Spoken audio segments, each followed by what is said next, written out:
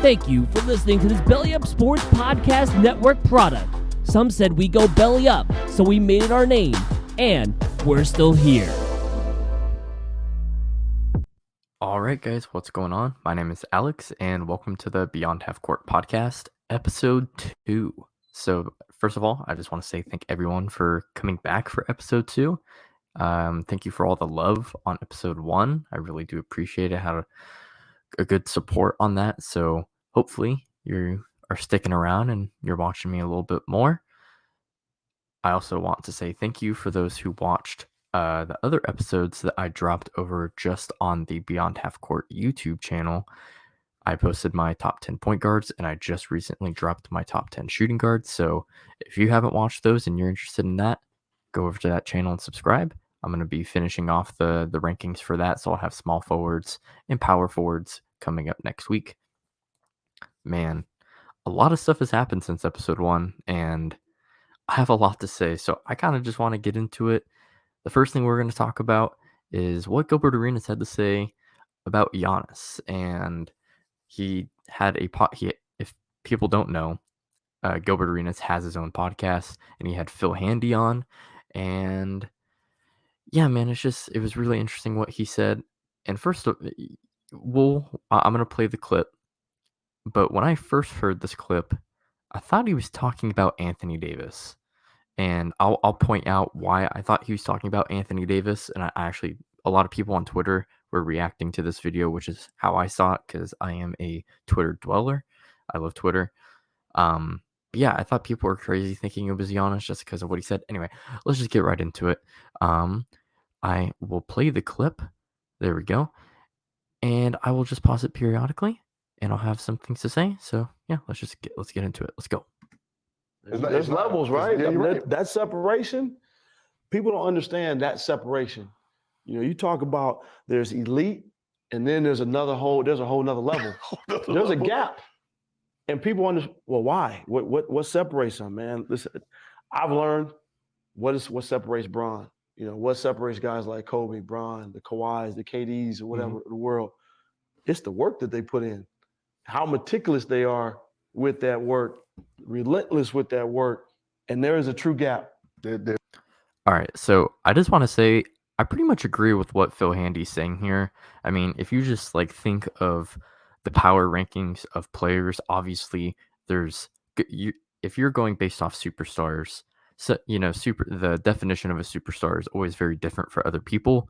Some people may think there's 14 superstars. Some other people may think there's only 6 or 7, right? Even if you're just going based off the 6, right?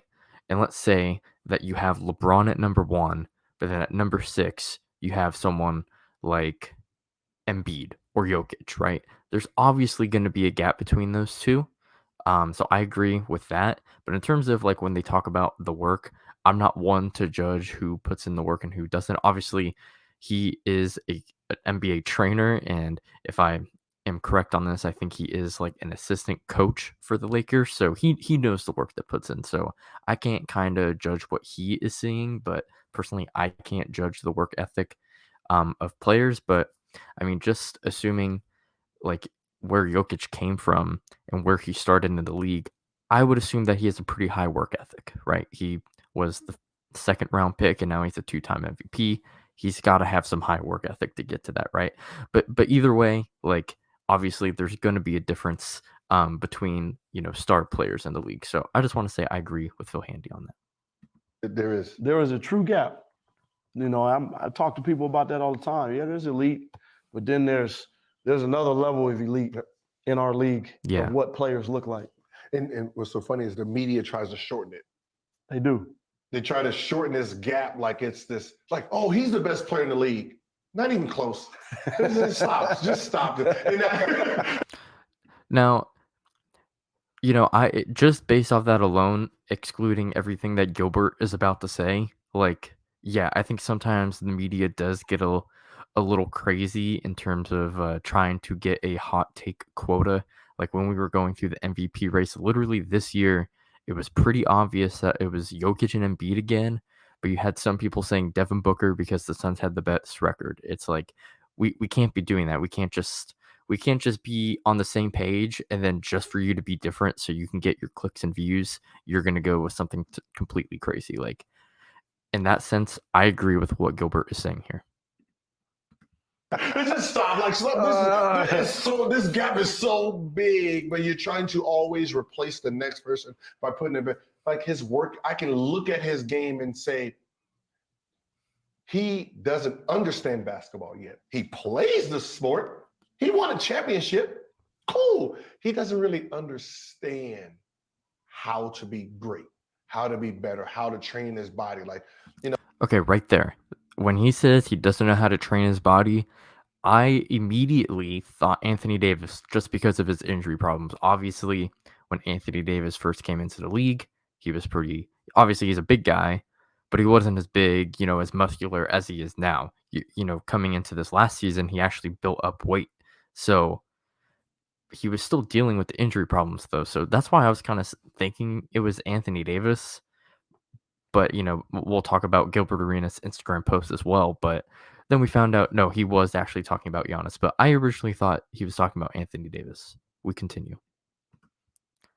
I'm looking. Actually, no, we don't continue. How are we going to say that Giannis has not improved his body? How? I would actually like to know. I don't know how much Gilbert watches the NBA. I'm assuming a lot because he's a former NBA player and he's a part of NBA media. Jeez, I can't speak. He's a part of NBA media. I would assume he watches a good amount of games, and especially since Giannis is good and the Bucks are good, I'm assuming most of those games he watches, maybe he's not watching it just for Giannis, but Giannis is probably in the game. So there's no way that you can tell me that from rookie Giannis to now, he has not improved physically. You just can't. There's no stats. This is just by looks. It's what your eyes are showing you. There is no way you can tell me that Giannis has not improved his body. All right, now we'll move on. I can't believe that. Can't believe you said that. I'm looking at the stats. Oh, you're playing 32 minutes, 34 minutes, 30. I'm sorry, but to be here, you have to train your body to at least 38 minutes and above. Now, I got to be honest. This minutes take is kind of dumb. I don't understand why players have to play a certain amount of minutes to be superstars. Especially Giannis, because if we're being just honest about this, the minutes that Giannis plays isn't up to him. It's up to his coach, okay?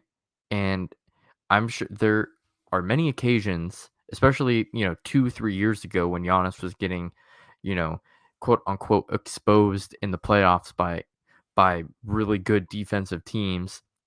But on top of that, they were questioning Mike Budenholzer only playing Giannis like 32 minutes in playoff series where like the series went to 7. It's like, you play like an extra 4 or 5 minutes a game that could swing the series possibly, right?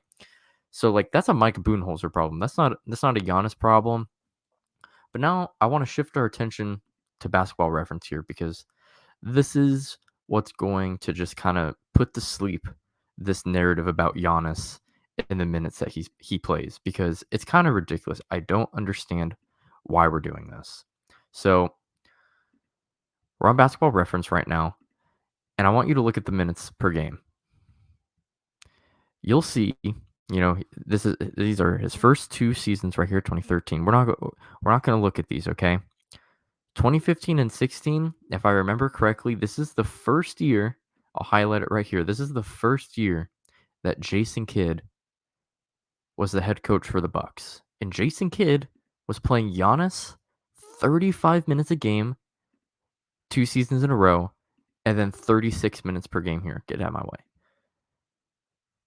So that is an average of, again, 35.8.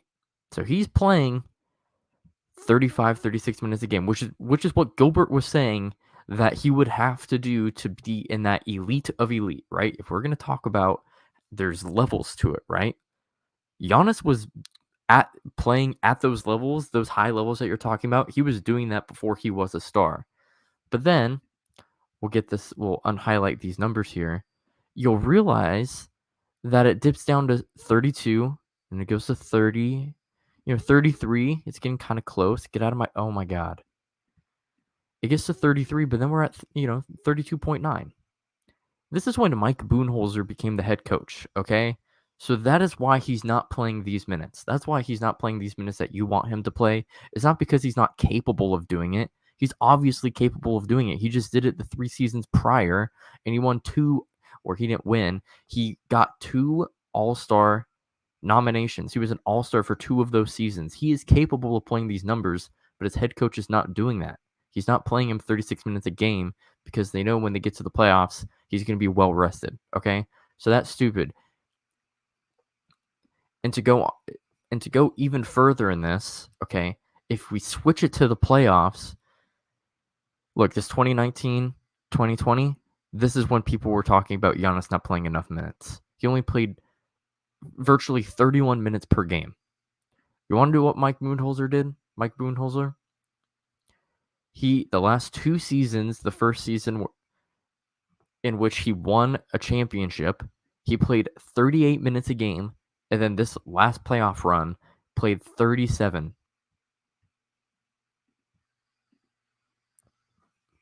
He is capable of playing 38 minutes a game. It's not that he's incapable, because that's what you make it seem like, is that he's not training his body so that when it comes to playoff time, he can't play heavy minutes. No, that's not the case, because he's shown us that he can do it. It's his head coach. His head coach is choosing not to play him those minutes in the regular season. That way, when it comes to playoffs, he is well rested so that he can play those minutes. And that's not to say that, in the regular season, Giannis isn't prepared to play those minutes.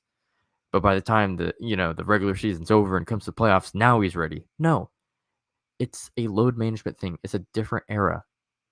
I know, back then, you're going to have players who play 37 minutes in the regular season and then play almost all the minutes in the playoffs. That's fine. That's fine. It's just a different era. So that's what I had. That's dumb. The minutes argument is dumb. That's washed. I don't want to hear that argument anymore. Pretty much the rest of his rant on the YouTube channel, on the YouTube video, is pretty much about the minutes. And he brings up that Allen Iverson, he played 40 minutes. And again, that's fine. It's a different era. That was 20 years ago. Okay? That's not how players do it anymore. They are rested in the regular season. When it comes to the playoffs, they're playing those minutes. So I don't want to hear that Giannis can't play those minutes, because he can. He did it before Mike Budenholzer came. And then when Mike Budenholzer decided to change how he played Giannis, he was playing 38 minutes a game. That is what it is. But now we're going to shift our focus over to Gilbert Arenas' Instagram post, where he pretty much confirmed that he was talking to Giannis, because before he posted this, people were still speculating whether he was talking about him or not. And here it is. And I want to pay attention to the highlights right here. And I'm going to read it for you guys. The rookie Greek till now has just gotten stronger on his rim runs and wiser. Has he added new skills to his game? Has his 3-point percentage gotten better? Nope. Has his mid-range gotten better? Nope. Has his free throw percentage gotten better? Nope. Has his back to the basket game gotten better? Nope. He's gotten stronger. His ability to take bumps and finish has gotten better, which helps his overall shooting percentage. The same flaws he walked into the game with, he still has now, which is why he needs to learn the game more to understand how to improve his overall game. As of now, he's the same animal and the same beast, just stronger and meaner. All right. When I thought the stupidity couldn't get worse, it got worse. Not only did he double down on him saying that Giannis doesn't know how to play basketball, his reasonings for him saying that just don't make any sense. And he's pretty much lying to everyone in this post. So we'll just start from the top when he's talking about his new skills. Has the 3-point percentage gotten better? Nope. Now, that is one thing that he is telling the truth on, in a way. If we look over, I'll pull up Basketball Reference one more time. Actually, we're going to be doing it multiple times. But we're going to look at Giannis's Basketball Reference, And if you look at the 3-point percentage, which is right here, he had seasons where he shot 40% right here, only on 1.7 attempts. So, low sample size. But then right here, he's shooting 32%, then it's down to 18, and then 22. Okay, you're right. He hasn't gotten a better 3-point percentage. But then he talks about his mid-range. Oh, I'm sorry. This was the playoffs. Let me go back to the. It's the same thing. It's the same thing for the regular season. He's been relatively the same 3-point shooter. Okay. But if we're going to go to the mid-range, I don't know if you guys know this, but if you go on Basketball Reference and you go to shooting right here, they show you the percentage based off distance. And if we're going to say that Giannis has not improved from mid-range, he's lying. Gilbert Arenas is lying about this. This last season, from 10 to 16 feet, Giannis shot 41.6%. The season prior, he shot virtually 36%. So that is a 5% difference. I don't know if Gilbert Arenas knows how to do percentages or how percentages work, but 41 is higher than 35. It just is. So that would theoretically mean he's a better mid-range shooter because he improved from last season. There's obviously seasons beforehand where he shot higher. That's fine, but he has gotten better. He just has. You can see it in the mechanics if you watch the game, and the percentages back it up. And you can even look from the 16-foot to just inside the 3-point line. So pretty much long twos. And if you look at last season, 32%, bumps it up 11%. He shot 43% on long twos. I'm actually very curious to see what the league average is, because I can almost guarantee that that 43% is either average or above average. On long twos, that's insane, especially since not a lot of players shoot that anymore, just because of how the game is played. It's either, layup, dunk, or three, right? Like, no one really shoots those long twos. So I'm very interested to see what that league average is. If you guys know, put that down in the comments below or tweet at me. But yeah, so that's just a lie saying that he has not improved as a mid-range shooter. Another thing that he had mentioned was his back to the basket game. There's nothing statistically to prove this, but again, I watch a lot of Giannis. I love watching Giannis. He's one of my favorite players in the league. His back to the basket game has gotten better, and most of that does have to do with his strength, right? He had talked about him saying, "Where is it at? Where is it? Just meaner, stronger, and meaner." Yeah, that is true. Giannis has gotten stronger, and that has improved. If you're gonna gain strength, like, you're obviously like gonna become better in places where strength is necessary, aka your post game. On top of that post game, a lot of times when Giannis goes into the post, he does score, but he's also acting not as like a decoy, but he's a great passer. Giannis has improved as a passer, and even though his assist totals don't show that, he has relatively stayed around like that 5, almost 6 assist range for the past 4 seasons. He's gotten better as a passer. You can look back at the, at that exact same series right here, in 2019 to 20. I'm pretty sure this was the Raptors series, I believe. He was not a good passer at all. He just wasn't. They were doubling him, and he had no idea what to do.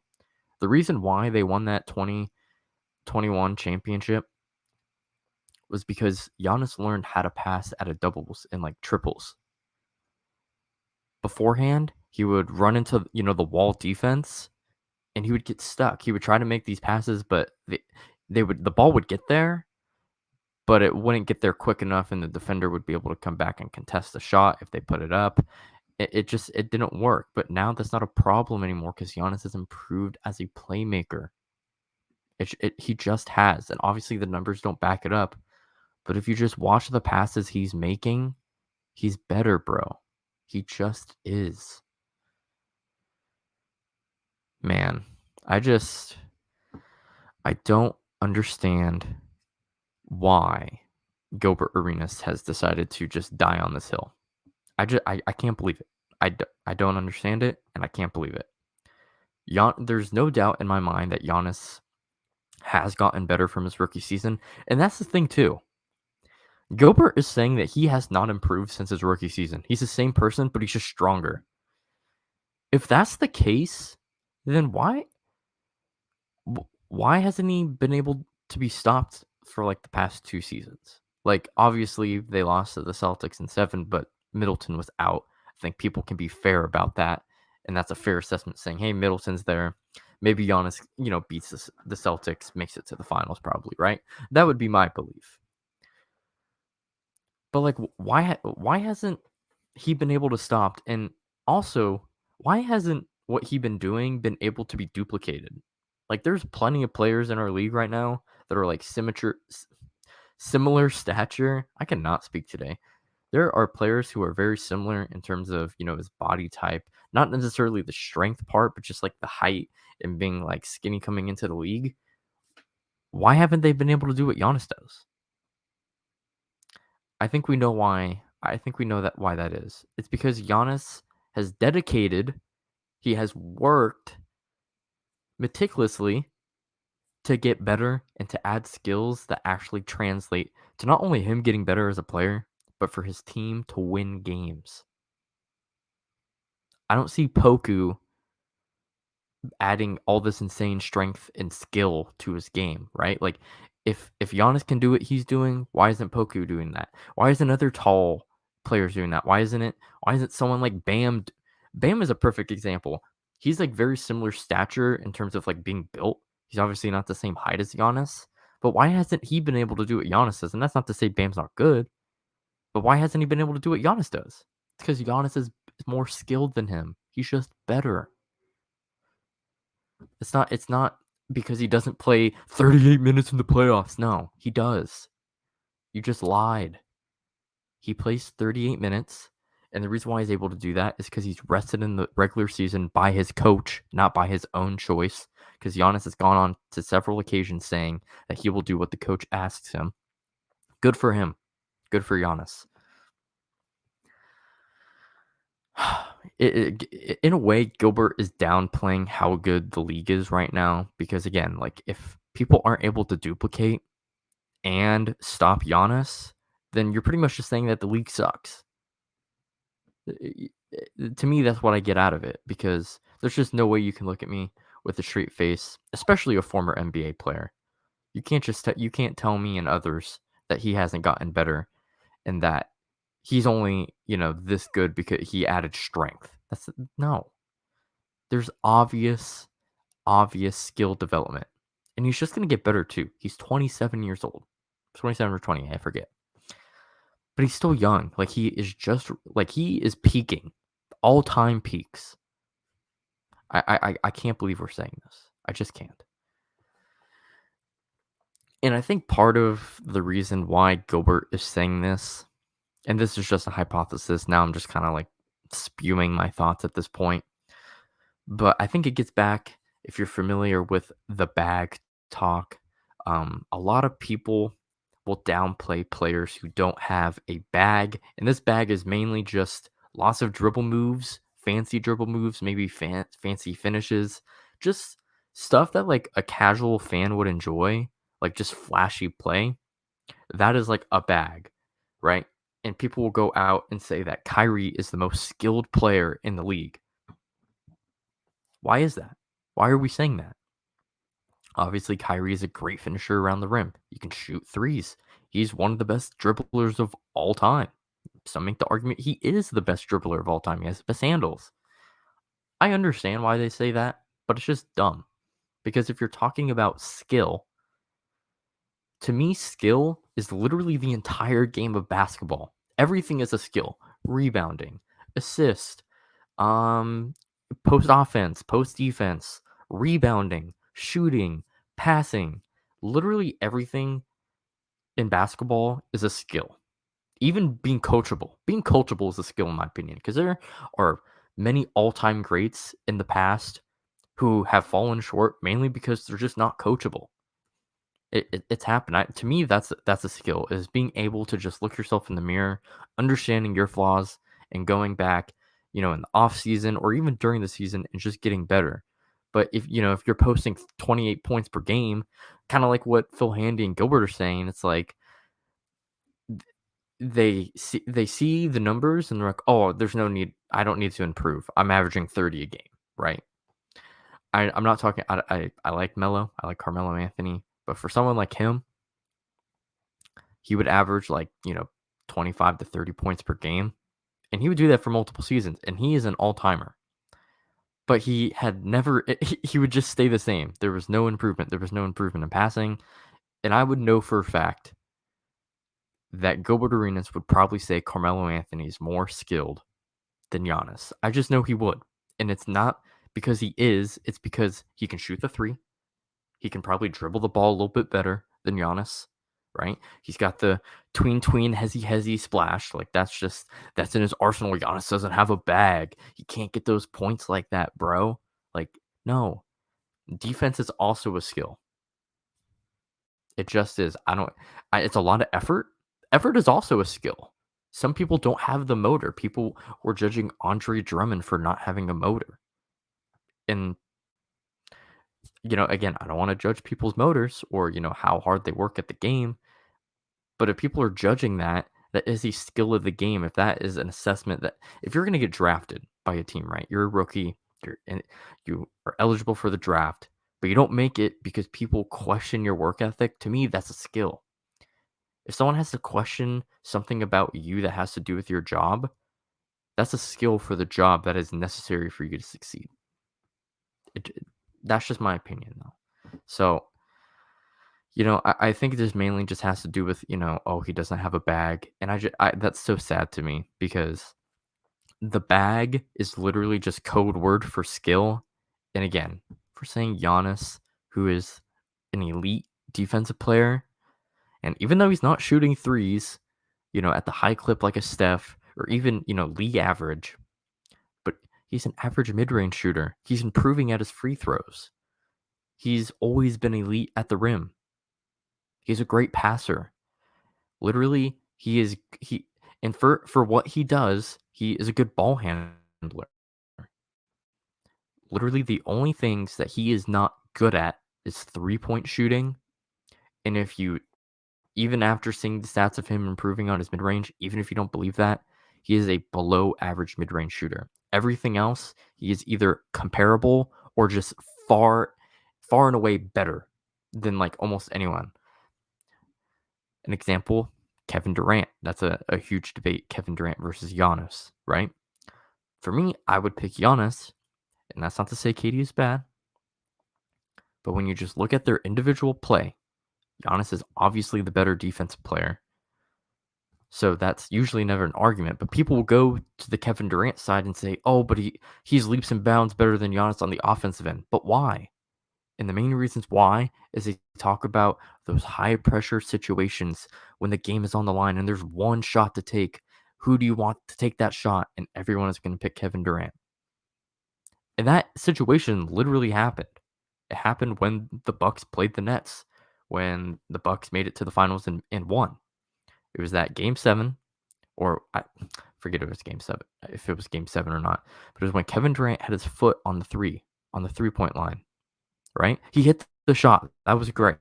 But obviously wasn't a 3, okay? I don't want to hear that, oh, if his toe was 1 inch shorter. No, it was on the line. Okay, they went to overtime.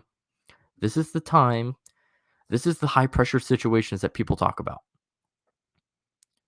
Kevin Durant shot 0 for 6 in that game, and they lost. And ultimately, the Bucks went on and won that series. Every time people bring up these arguments for players like Kevin Durant over Giannis, they always talk about the high-pressure situations and the offensive skill. They talk about, oh, he's a better ball handler. He's a better shooter. He's a better 3-point shooter, mid-range shooter, free throw shooter. But we never do that for the defensive end. We never say, oh, Giannis is the better rim protector, perimeter defender, help side defense. He's good in pick and roll coverage. We never do that. We just simplify defense as one thing and then move on. It's like, oh yeah, Giannis is better defense. Okay, move on. But Kevin Durant's better in 1, 2, 3, 4, 5 different things. Why don't we do that for the defensive end? I'm kind of rambling at this point. So I hope you guys bear with me on that, but I don't know. This whole thing, it all has to do with Giannis doesn't have a bag. And to me, it's just dumb. It's a dumb argument. I think that's enough talk on this Gilbert thing. Gilbert Arenas lied to everyone. Everyone pretty much caught on to it, but I think some people do believe what Gilbert is saying to be true. If you think so, I'm sorry, but you need to rethink your thinking because it's just wrong. It's a lot of it is lies and a lot of it is just wrong. It's just man. All right. Another thing happened this week and Donovan Mitchell got traded. Um, a lot of people, not a lot of people, it was mostly being reported that Donovan Mitchell was going to go to the Knicks. The Heat were also mentioned in that, but the Cavs kind of came out of nowhere. And I remember I was working and I saw it and I was just like, what? Cavaliers? And the first thing that came to mind is, wow, Knicks fans have to be in shambles right now. Because almost every player they're supposed to get, something happens and they don't get that player. And we're going to talk about it.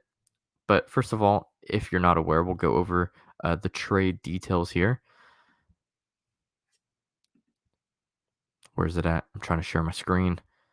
Here it is. Cool.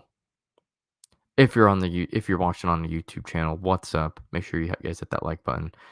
And if you're just listening on audio, I have been showing stuff on the screen. So if you're interested in that, you should probably watch the YouTube channel, Beyond Half Court Podcast. But here we go. We got the full trade.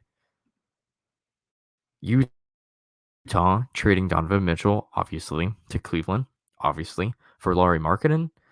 Honestly, a player I had not heard before, but this was their first round pick that Cleveland had just drafted. And then Colin Sexton had signed to, I think it was a 4-year, $74 million deal, which would be about $18 million a year, which is a good contract for him, and 3 unprotected first round picks.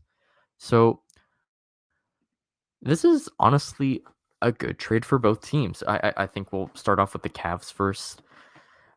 They'll most likely have a starting lineup that is Darius Garland, Donovan Mitchell. The 3 is kind of questionable at this point. It's just probably going to be between Okoro and Karis LeVert. I think Cedi Osman could possibly be thrown into the mix. And then Evan Mobley and Jarrett Allen. I think that 3 spot is definitely a weird one for them because Okoro isn't the best 3-point shooter, but he's a by far better defender than Karis LeVert, but Karis LeVert is obviously the better offensive player. So they don't really have like a 3-and-D guy that they really need. I think Cedi Osman could maybe be the middle ground on that. He's not obviously, he's like in the middle offensively and defensively, so they may end up starting him. I'm actually not too sure, but that 3 spot, the small forward position, is going to be pretty interesting to see how they do. But man, I think another concern for this team is maybe just their point of attack defenders. That Darius Garland and Donovan Mitchell are not the greatest defenders. Donovan Mitchell is actually weird. He got drafted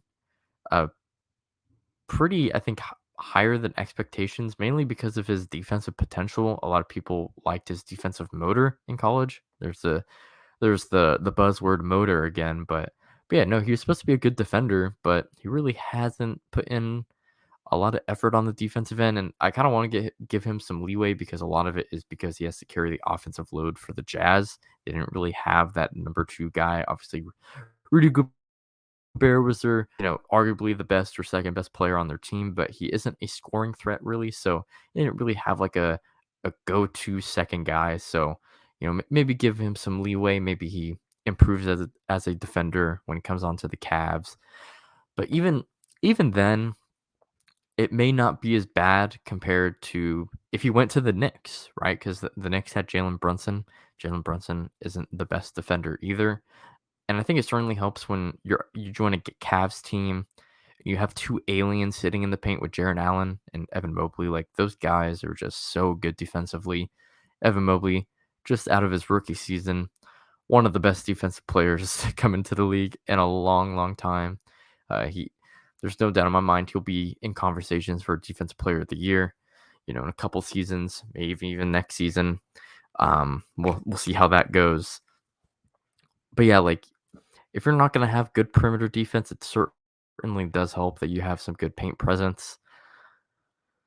Other than that, man, I think the 3-and-D is important as well. They don't really have like a catch and shoot guy. I think a lot of their offense is going to be actually determined based off the leap that Evan Mobley makes offensively, because he did show signs of being, a good shooter for, his position. But if he's not going to be like a knockdown guy, that may also hold them back a little bit.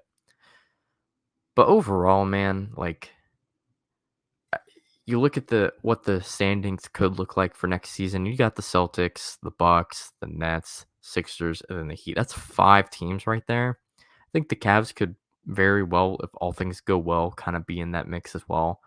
Obviously not better than the Bucks, but they could be, around that Heat or Nets area for sure. But they could. I think they're almost solidified as that 6th seed. The Bulls are looking a little weird with Lonzo Ball. Doesn't look like he's going to be returning in the beginning of the season. I don't know, man. I really like the Cavs team. I think they have a lot of potential. And a really good thing for this team as well is that they have time. So even if they're not able to figure it out this season, maybe they actually make it to the playoffs because they had lost in the play-in games. They make the first round, but they lose, to an obviously better team like the Bucks, as an example.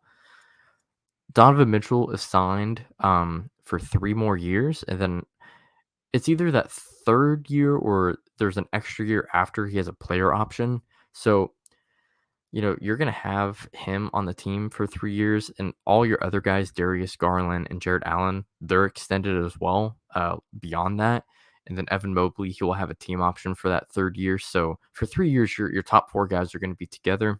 They're all relatively around the same age too, between 21 to 25 years old. So it's a young group. They're all just going to get better, and they're on really good contracts too. Another thing to look out for is Kevin Love is on his last year of his awful contract, so he could possibly be a trade asset for them to possibly maybe get a better small forward, maybe find that 3-and-D guy.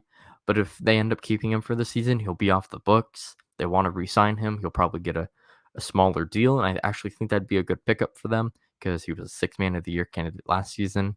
But even if not, you're getting $31 million off your cap. And Jared Allen is only getting paid $20 million. Darius Garland, 30s. Donovan Mitchell, 30s. But you're going to have a lot of room to play with, a little bit more than you think they would have for having such a talented starting lineup that they have.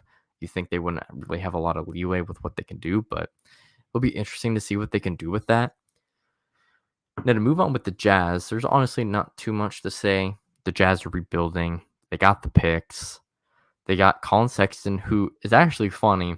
I didn't realize this, but if you compare statistically, Donovan Mitchell and Colin Sexton is literally like looking in a mirror because they both average like 24 points, very similar efficiency, same assists, rebounds. It's actually very interesting. And part of that could be because when Colin Sexton did play before his ACL injury, he was kind of the best player on the team, and he was getting a lot of shots that maybe he shouldn't be getting, especially since Darius Garland, Evan Mobley, Jared Allen have showed up, and they've all proven to be really good players. Maybe his stats are a little bit inflated, but even if that's the case, with him being on the Jazz now, he's going to continue to be able to do that. And if the Chaz, can you believe me today? I cannot speak. If the Jazz continue to use Colin Sexton as a high usage guy, he's just going to up his trade value even more. And they'll probably just end up trading him, which is what I think will happen maybe next season or the season after. Colin Sexton will probably get traded for some more picks, depending on how their draft goes. They're obviously tanking to try to get Victor. I really don't blame him. That dude looks like an absolute beast. With the first round picks, it is interesting because, like I said, the Cavs are going to have those guys for the next 3 seasons and maybe longer. So I'm not quite sure how good those picks may be. I think it all just depends if Donovan Mitchell stays. I think if he stays, then those picks probably won't be too good. But man, the Knicks. This is the next thing I want to talk about. I'm very confused about what the Knicks are doing because, from my understanding, they were trying to get rid of Cap and get some picks, and obviously, not rebuild in a way, but just kind of like retool their roster so they can keep having cap flexibility, but also have picks so that they can maybe draft some talent. But after you see this, I don't know. I don't know what they're doing.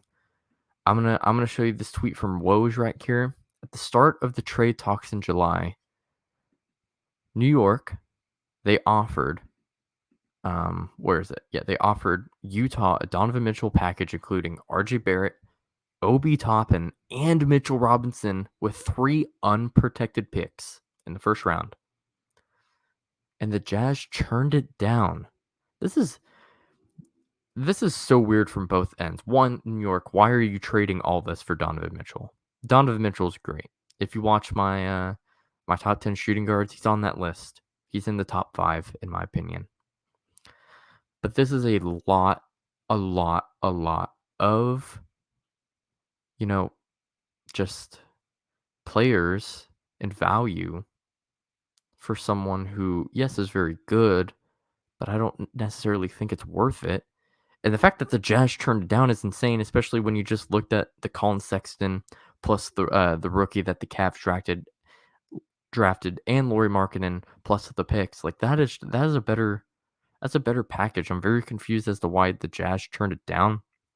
I think maybe one reason that comes to mind is they look at the picks. It's like, okay, well, if we trade Donovan Mitchell to this team, like which team will have the worst pick, right? Because that's obviously they want to have the not necessarily the worst, but the lowest draft pick. So they want, they're trying to get closer to that 1, 2, 3 spot, right? Like, what is going to be the best draft pick so we can get the best player available, out of the draft? Is what I'm trying to say. And I think they ended up taking that Cavs deal mainly because they thought the picks could end up being better for them in the long run. But honestly, if they were going to trade all that just to get Donovan Mitchell, I actually feel like the Knicks picks would be a better option for them. But that was very confusing to me as well. I don't understand why the Knicks were offering all that, and I don't understand why the Jazz turned that down. I think another thing to kind of wonder about is, the Jazz are taking this OKC approach with the first round picks, and even Houston to an extent as well, because when they did that James Harden trade, they got a bunch of first round picks out of it, but they really didn't get any players out of it. Now, Colin Sexton is a good player, but I think just based off the potential with RJ Barrett, like you think you would want something a little bit more tangible and something that like you can see something good coming out of it, right? Like there's always uncertainty out of the draft. It's like you never know if you're going to get lucky in the draft lottery. And then after that, it's like, is that player that you draft going to pan out, right? Wouldn't you want someone that like you can see, okay, there's potential. He's already like RJ Barrett has been in the league for a good amount of time at this point. I feel like you can make a good assumption saying, yeah, he's making improvements. Could he be better than someone that we draft? And again, that's a hard question to answer because you don't know what those draft picks are going to look like. They could be late first round. And again, if you get lucky, then maybe, right? But if most likely, if you're drafting late first round, they're probably not going to be better than RJ Barrett. So I don't know. I think that's interesting to consider as well, that they ended up going with the draft pick way instead of something more tangible and getting RJ Barrett. I think personally for me, I would want something a little bit more tangible, and I would want RJ Barrett, especially that trade package. Oh my God. Getting Obi Toppin, Mitchell Robinson, and RJ Barrett with 3 unprotected first round picks. I can't believe the Jazz turned that down. I really can't, but I'm excited to see what Donovan Mitchell does on the Cavs. Definitely going to be watching more Cavs games. Really excited to see what they do. Everyone is just going to get better because they're all young. Man. And also the Cavs have Ricky Rubio, Karis LeVert, and Kevin Love off the bench. Like that. That's great. That's they have a really solid team. They just need to figure out that 3-and-D spot. We got one more topic I want to talk about, and this is maybe a reoccurring segment. It's, tentatively, it's going to be called What I Saw on Twitter, and this is just a little conversation that I wanted to have with you guys. Again, it has a lot of, logic and just understanding what people are saying, and it's this right here. So you have this guy, Ice Trae, at Trae Legacy. Shout out to this guy. Hot take: Trae Young has the potential to be better than Steph Curry.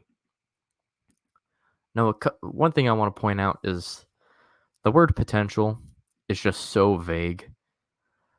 It could mean anything. Potential, every player has potential, right? So if you're going to throw this word in, obviously an argument is going to be had because that depends on where you see Trae Young is going to be. Like what at Trae Young's peak, that's hit the potential, right? Like when you think potential, it's like, all right, when this guy is going to be the best of the best for him, when he's at his best, what does that look like, right? So if we're going to do that, I guess I'll just say, to me, Trae Young, his potential is very weird. His size defensively, that's, I think, in my opinion, is always going to be a problem unless he grows a couple inches and gains a lot more muscle mass, gets a lot stronger. Offensively as well, I'm not too sure what more he could do to get better. He already averaged 28 points per game, virtually 10 assists. He's a good 3-point shooter, 38%, I believe, from 3. High volume as well. So he's a good 3-point shooter. I guess if you say that he could be a potential 40% 3-point shooter, I could definitely see that as well. So we'll say he's a 28-10 guy and he's shooting 40% from 3. Maybe he lowers the turnovers down, but he's a pretty high usage player. So even if he averages 3 to 4 turnovers, it's not too bad because at least he's averaging 10 assists. And we say all that, and it's still not better than Curry right now. Because that's the thing. He says Trae Young has the potential to be better than Steph Curry. Now, he's not saying what year of Steph Curry. I think even if you're just talking about this season, he just can't be better than Steph Curry for a couple reasons. One, Curry has drastically improved on the defensive end because he has gained muscle and strength. And also, Curry is just literally one of the greatest offensive players of all time. He just is. So, to me, Trae Young could definitely be one of the better offensive players in the league, and he could potentially be one of the better offensive players the NBA has seen. But to me, Steph Curry is just like, again, I'm going to bring the Phil Handy. There's just levels to it, man. There's just levels. And again, I agree with that. And I just think the level between Curry offensively and Trae Young, there's just a dramatic, there's a gap. There is a noticeable gap. And again, we're comparing to what Trae Young could be, right?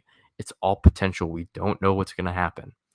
But just based off what I've seen from him so far and what I think he could potentially do, I just don't think I don't agree with this hot take. This hot take is not good. Also, when you say stuff like this, or not even when you say it, if you believe that Trae Young has he can, not even the potential, let's just say you straight up believe that Trae Young can be better than Steph Curry. I want you guys to realize what you're saying. You're saying that Trae Young is the second greatest point guard of all time. We're already having conversations about Steph Curry being, the best point guard. Some people actually make that conversation on Twitter. Is he better than Magic Johnson? Personally, right now, he's not. But he definitely does have the potential to be the best point guard. But I think he's solidified at that number 2 spot. So again, even if he doesn't reach that number 1 spot, if you're going to say Trae Young is going to be better than Steph, you have to realize you're saying that he's going to be the second greatest point guard of all time. And if that's the case, and you still believe that, man, good for you. It takes a lot of guts to think that. Personally, for me, I wouldn't go that far. I would not go that far. I could not speak today. What is that, the 4th misspoken word so far? We'll get better with this. It's only the 2nd episode. I've been talking a lot as well while we're at the 49-minute mark. But yeah, it's no. I don't think Trae Young will be the second greatest point guard of all time. Well, that's kind of all I had for this podcast. I actually thought it'd be a little bit longer than the first one.